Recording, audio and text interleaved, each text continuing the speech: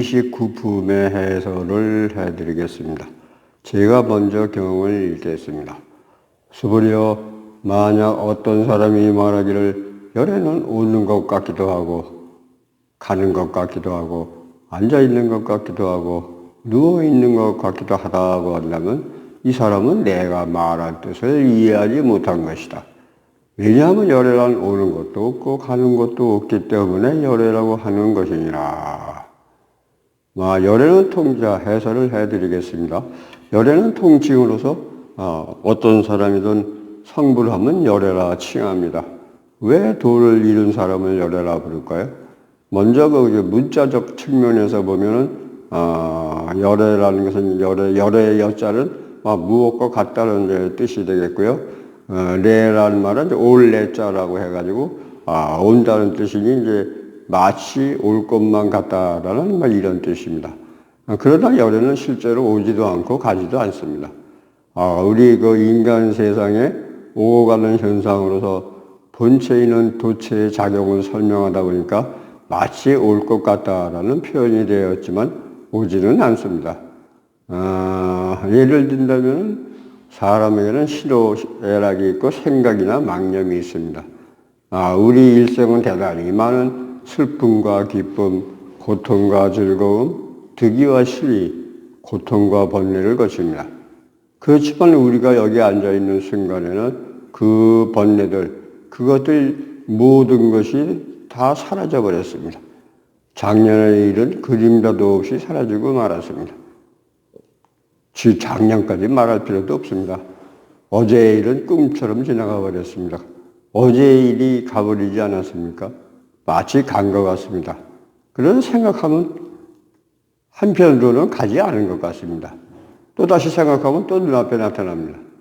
이 열애라는 명칭은 마음 본래의 현상을 설명하는 것이기도 합니다. 이 현상은 바로 불교에서 말하는 생각입니다. 바로 마음의 생각입니다. 마음의 생각이 작용을 일으킨 일종의 현상입니다. 첫 1분간 한 사람이 이야기를 시작한다고 한다면 여러분은 들었습니까? 마치 온 것 같습니다. 왜 한 구절의 말이 들려오면 다시 사라져 버립니다.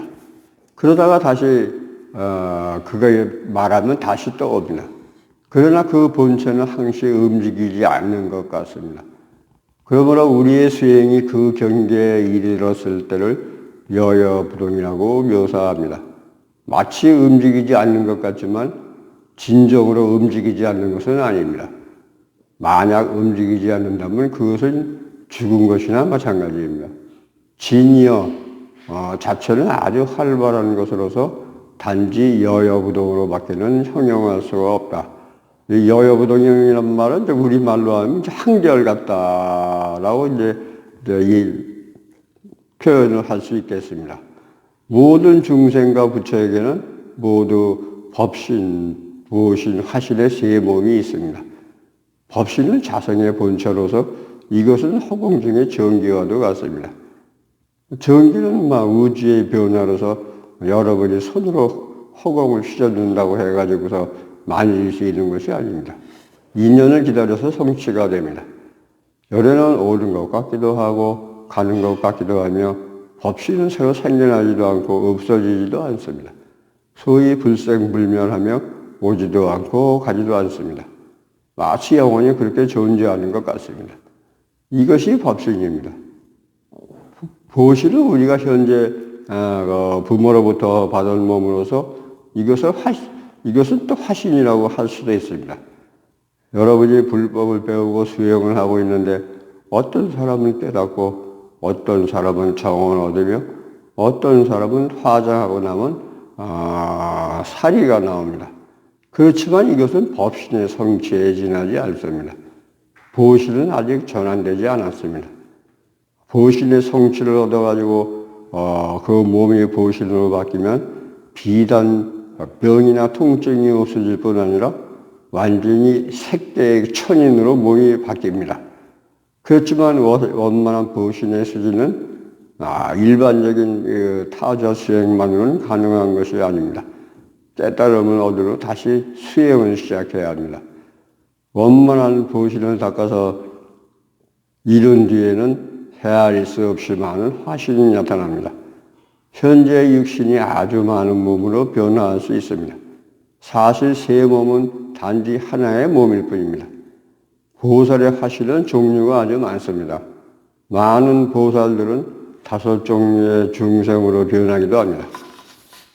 이 때문에 우리는 자주 소고기를 먹을 때 조심하라고 말합니다. 혹시나 보살이 소를 교화시키기 위해서 소로 변한 것인지도 모르기 때문입니다. 이런 변환이라고 화신으로 이제 변화했다 이제 이런 얘기입니다. 그다음에 열애의 경계라는 제목으로 이제 설명을 드리겠습니다. 법신이 어떻게 올까요? 여러분은 지금 화두를 들고 있습니다. 이 생각이 어디에서 올까요? 어디로 갈까요? 오는 것도 없고 가는 것도 없기 때문에 열애라고 한다. 망상은 원래 공입니다. 오는 것도 없고 가는 것도 없기 때문에 열애라고 합니다. 머물고자 해도 머물 수 없습니다. 고통과 번뇌 그리고 청정한 경계도 붙잡아 둘 수 없습니다. 어떤 사람은 공부를 해서 자기를 찾겠다고 합니다. 무슨 공부입니까? 오는 것도 없고 가는 것도 없기 때문에 열애라고 합니다. 이것을 이해한다면 어느 때든 청정 가운데 있지 않는 때가 없습니다. 이후부터 닦아나가면 서서히 새 몸을 성취할 수 있습니다. 진정한 도는 천하의 공도로서 어떤 비밀도 없습니다. 하늘이 꺼려해서 함부로 전할 수 없다느니 하는 것들은 모두 맹랑한 소리입니다. 여러분은 부처의 경계가 그렇게 높고 더 먼 것이라고 생각해서는 안 됩니다.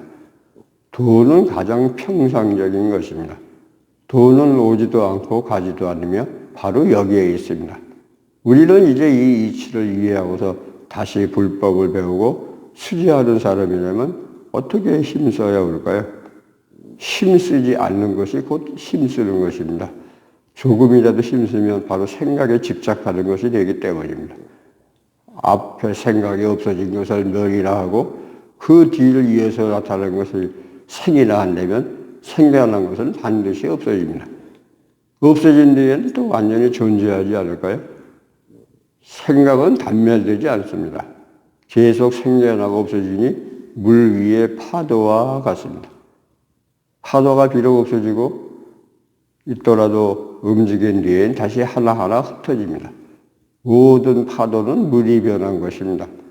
물은 움직인 적이 없지만 파도는 여전히 그렇게 많습니다. 많지도 적지도 않으며 영원히 거기에 있습니다. 여러분의 생각 역시 오는 것도 없고 가는 것도 없습니다. 생각 자체는 바로 열의 청정한 경계에 있습니다.